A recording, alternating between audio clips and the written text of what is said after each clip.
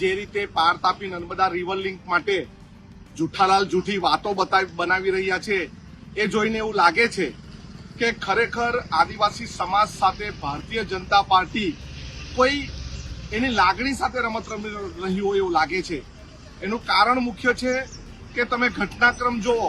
જ્યારે 14 તારીખે આદિવાસી સમાજ પાર તાપી નર્મદા સંઘર્ષ સમિતિ, ડેમ હટાવો સંઘર્ષ સમિતિ રેલી કાઢવાની હતી, ત્યારે 13મી ઓગસ્ટે જળ મંત્રાલયનો એક પત્ર એમણે બતાવીને કીધું કે આ રદ થઈ ગયો છે, પરંતુ એ પત્ર વાંચતા ખબર પડી પ્રાઇમરી સ્ટેજ પરથી એને હટાવવામાં આવ્યું. અત્યારે પણ કોઈ 18મી ઓગસ્ટનો પત્ર બતાવે છે, એમાં હિન્દીમાં લખ્યું છે કે અમે પ્રાથમિકતાના ધોરણે લેવાના નથી.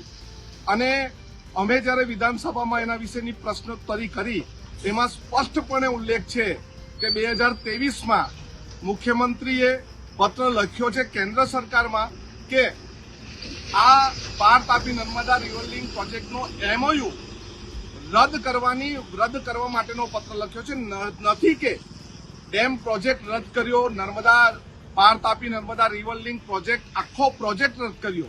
અમે આદિવાસી સમાજની લાગણીને સમજીએ છીએ, અમે મિટિંગો કરીએ છીએ, ત્યારે અમારી એક જ માંગણી છે કે આ પ્રોજેક્ટ કાયમ માટે રદ કરવામાં આવે અને આ પ્રોજેક્ટ કાયમ માટે રદ કરવા માટે શ્વેતપત્ર બહાર પાડવામાં આવે. જ્યાં સુધી શ્વેતપત્ર ભારતીય જનતા પાર્ટી અને જુઠ્ઠાલાલ લોકો બહાર પાડશે નહીં, ત્યાં સુધી અમારું આંદોલન ચાલુ રહેશે.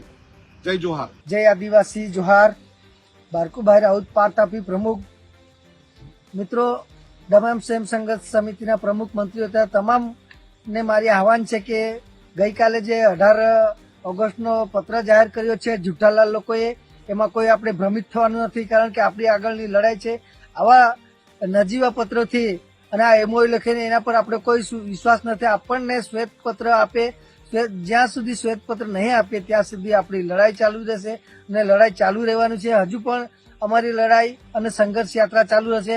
આવનારા દિવસોમાં અમારી જેટલા પણ ગામો ડેમ વિસ્થાપિત છે એટલા ગામોમાં તમામ અમારી રેલી જશે, સંઘર્ષ યાત્રા નીકળશે અને આવનારા દિવસોમાં કેલવન ડેમ પર અમારી જાહેર સભા રહેશે. સૌથી વધારે અને વધુ સંખ્યામાં ત્યાં જઈશું અને આવનારા દિવસોમાં જે બાકી છે એવા બધા જ જે તાલુકાઓ છે, જિલ્લાઓ છે, જેમ કે ધરમપુર છે, કપરાડા છે, વલસાડ છે, વાંસદા છે, ચીખલી છે, નવસારી છે, એમ બધે જ અમે આવેદનપત્ર આપીશું અને જ્યાં સુધી અમને શ્વેતપત્ર નહીં મળે ત્યાં સુધી અમારું આંદોલન ચાલુ રહેશે. જય આદિવાસી જોહાર.